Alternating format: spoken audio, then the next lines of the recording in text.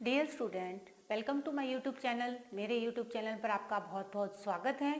मैं डॉक्टर नीलम सोनी आपको प्राचीन भारत करवाने जा रही हूँ, जिसमें हम मौर्योत्तर काल कर रहे हैं। आज हम करने वाले हैं मौर्योत्तर काल में ही सातवाहन वंश। चलिए शुरू करते हैं आज का टॉपिक। स्टूडेंट्स, आज का हमारा टॉपिक है सातवाहन वंश। देखो, लास्ट वीडियो में भी मैंने आपको बताया था और फिर से भी मैं आपको बता देती हूँ कि क्या होता है। जैसे ही मौर्य साम्राज्य खत्म होता है तो भारत में नॉर्थ और साउथ में अलग अलग जो वंश हैं वो आते हैं। ये जो वंश है ये साउथ का वंश है, सातवाहन वंश। इस वंश की जानकारी हमें पुराणों से मिलती है, एक मत्स्य पुराण और एक वायु पुराण, जिससे हमें सातवाहन वंश की जानकारी मिलती है।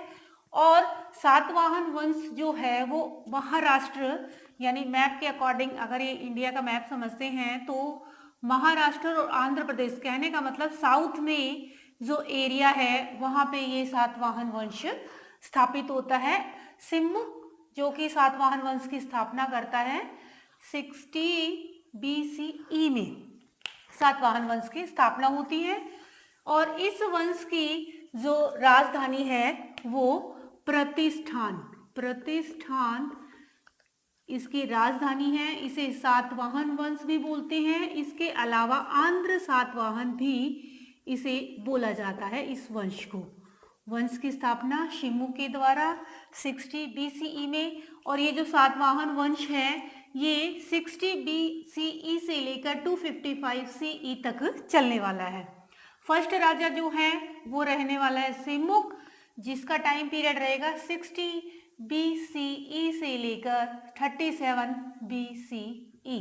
बट सिमुक की ही उसी के भाई के द्वारा सिमुक की हत्या कर दी जाएगी। इसका ब्रदर है कृष्ण।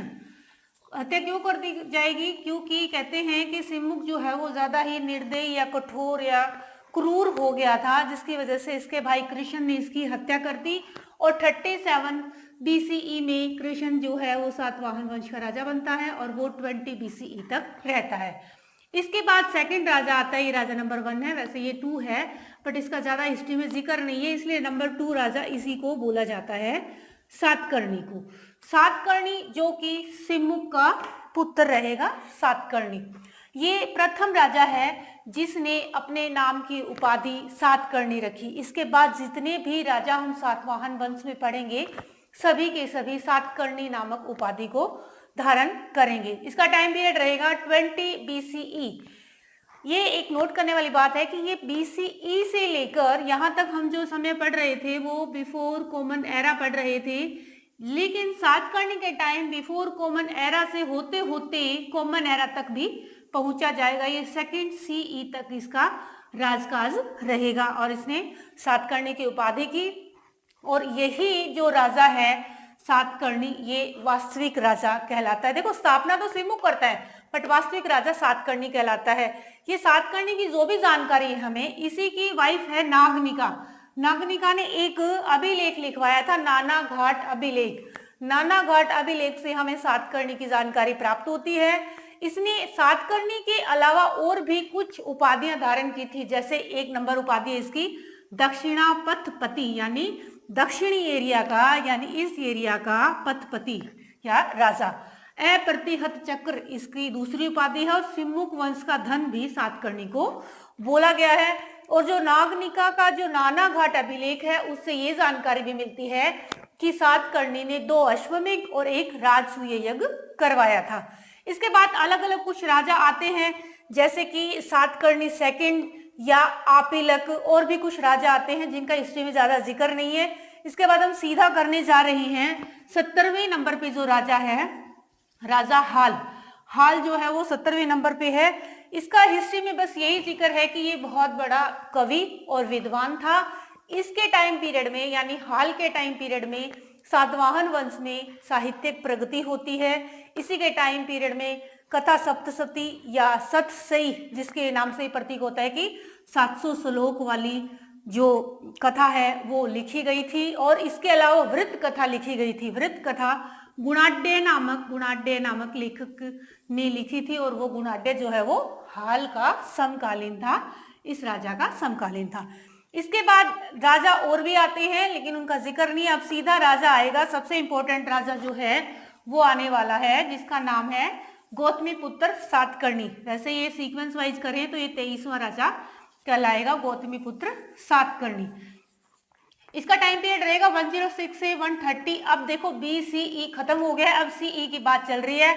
और इसमें जो ये सातकर्णी राजा था, इसके बाद जो ये राजा आता है गौतमीपुत्र, इसने क्या किया, गौतमी यानी इसकी मदर का नाम है, और यहाँ से इस राजा से ही सातवाहन वंश के राजाओं ने मात्र सतात्मक शुरू कर दिया था, यानी अपने नामों के साथ में माता का नाम लगाने लगे थे। इसकी जो जानकारी है गौतमीपुत्र सातकर्णी की, वो सारी जानकारी हमें नासिक के गुहा अभिलेख से मिलती है। सातकर्णी की जानकारी हमें नानाघाट अभिलेख से मिली और गौतमीपुत्र सातकर्णी की जानकारी हमें नासिक गुहा अभिलेख से मिलेगी। और इसके अंदर इसे महानतम, सबसे बढ़िया या सबसे अच्छा राजा इसको बताया गया है। इसकी बहुत सारी उपाधियां भी हमें यहाँ पे देखने को मिलेगी। जो ये नासिक गुहा अभिलेख है इसमें इसे शक क्षत्रप नहपान, यानी शकों का एक राजा है, क्षत्रप यानी राजा होता है, शकों का राजा नहपान, उस पे इसने विजय की थी, ये बात की जानकारी हमें नासिक गुहा अभिलेख से मिलती है। इसके अलावा इसने बौद्ध भिक्षुओं को भूमि का दान दिया था, ये बात भी हमें नासिक गुहा अभिलेख से मिलती है। और इसके ये तो हो गया इसका खुद का नासिक गुहा अभिलेख। इसके अलावा इसकी मदर है माता गौतमी, तभी तो ये गौतमी पुत्र कहलाता है ना, गौतमी का पुत्र है। माता गौतमी ने भी एक नासिक में गुहा प्रशस्ति लेख लिखवाया था, जिसके अंदर इसने अपने पुत्र यानी कि इस सातकर्णी की काफी प्रशंसा की थी, प्रशस्ति की थी, जिसके अंदर इसे क्षत्रिय दप मान मदनस बोला गया है, यानी कि क्षत्रियों का नाश करने वाला, क्षत्रियों का नाश करने वाला इसमें इसे बताया गया है। इसके अलावा दूसरी उपाधि इसको दी गई है शक यवन पहलव निषूदनस, यानी कि शकों का, यवनों का, पल्लवों का नाश करने वाला। इसके अलावा इसे खक रात बस निकशेष करस भी बोला गया, जिसमें छहरात वंश जिसको इसने मिटा दिया था या नष्ट कर दिया था। और इसे सातवाहन कुल वसपति थापन करस, ये भी बोला गया है कि सातवाहन वंश के प्रतिस्थापना बढ़ाने वाला राजा। और सबसे इंपॉर्टेंट उपाधि इसको ये दी गई है ती समुद्र तोय पीत वाहन, ये जो बहुत ज्यादा इंपॉर्टेंट है, मोस्टली क्वेश्चन ये आता रहता है कॉम्पिटिटिव एग्जाम में।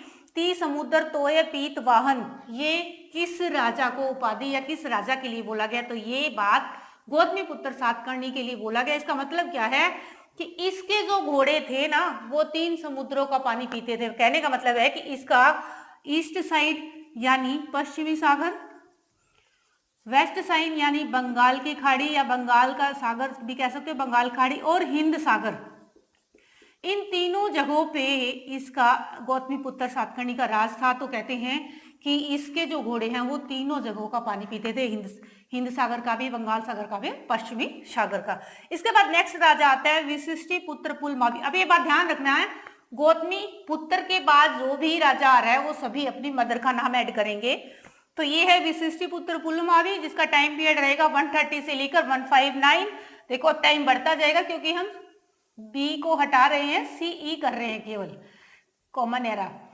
ये जो है विशिष्टिपुत्र पुलमावी, ये रुद्रदमन का समकालीन है। और इसके सिक्कों पे पतवार से, जैसे ये मान लो सिक्का है, उस सिक्के के ऊपर है ना पतवार वाली ऐसी जहाज छपी हुई सी, जिससे आइडिया लगाया गया है कि जो विशिष्टिपुत्र पुलमावी है उसका नौसेना पे या समुद्र पे काफी सारा अधिकार था, या नौसेना इसकी बहुत ज्यादा मजबूत थी।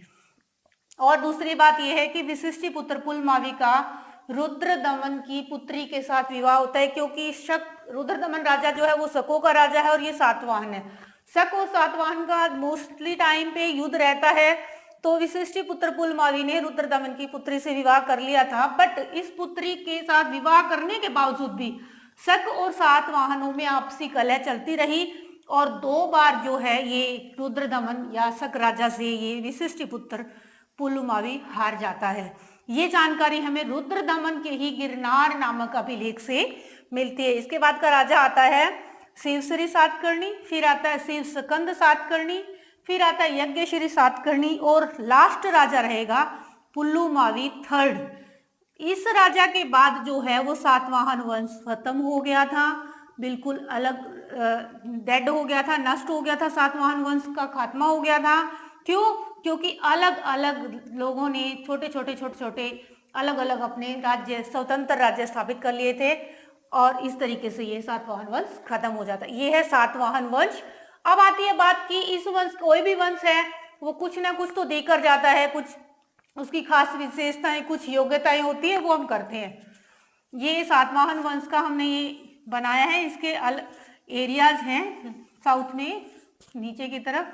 यहाँ इसके बंदरगाह, पश्चिमी बंदरगाह भी हैं और पूर्वी बंदरगाह भी, जहां से ये व्यापार करते हैं। इनका योगदान क्या है? सबसे पहली बात तो ये है कि साउथ में यानी दक्षिणी भारत में साम्राज्य स्थापित करने वाले केवल सातवाहन थे। जो साम्राज्य उत्तर भारत में यानी इस एरिया में कुषाणों ने स्थापित किया था, वैसा बड़ा साम्राज्य लगभग 300 सालों तक ये लोग राज करते हैं। ये इनकी खास बात है कि साउथ में इन्होंने अपनी विजय बनाई थी। दूसरी खास बात यह है कि इनका जो समाज या साम्राज्य था वो मात्र सत्तात्मक था, कि राजाओं के नामों के साथ माता का नाम यूज करते थे। और भूमि दान की जो पद्धति है वो इन्हीं से शुरू हुई थी। इन्हीं लोगों ने सबसे पहले भूमि को दान देना शुरू किया था। और इनके बंदरगाह थे बैरीगाजा, सोपारा और कल्याण। यहाँ पे बैरीगाजा, सोपारा, फिर कल्याण इसके बंदरगाह थे। इन लोगों ने जो सिक्के चलाए वो प्रोटीन के, शीशे के और तांबे के थे, जबकि कुषाणों ने सोने के सिक्के चलाए थे। हालांकि यहाँ पे भी सोने का यूज हो रहा है, बट बहुमूल्य धातु जो है वो केवल गहनों वगैरह में यूज हो रही है, सिक्कों में नहीं हो रही। सिक्के केवल शीशे, प्रोटीन और तांबे के ही बनाए गए थे। इनकी जो लैंग्वेज थी वो प्राकृत भाषा थी। साहित्य में हाल जो राजा है उसके टाइम साहित्य काफी प्रोग्रेस पे करता है, साहित्य का बहुत ज्यादा प्रोग्रेस रहता है। सतसई नामक किताब लिखी जाती है, वृत्त कथा लिखी जाती है। और लास्ट में एक इम्पोर्टेंट बात है कि अमरावती शैली, जो कि सातवाहन वंश के लोगों या राजाओं ने ही शुरू की थी। तो स्टूडेंट्स, ये आपका सातवाहन वंश कंप्लीट हो गया है। इसके बाद हम आगे के मौर्योत्तर काल के जो भी वंश रहते हैं, विदेशी वंश, ये थे देशी वंश। देशी वंश हमने कर लिए हैं। नेक्स्ट वीडियो में हम लोग विदेशी वंश करने वाले हैं, जैसे कि शक, पल्लव, कुषाण, ये सब। तो आज के लिए इतना ही। Have a nice day. Jai Hind, जय भारत।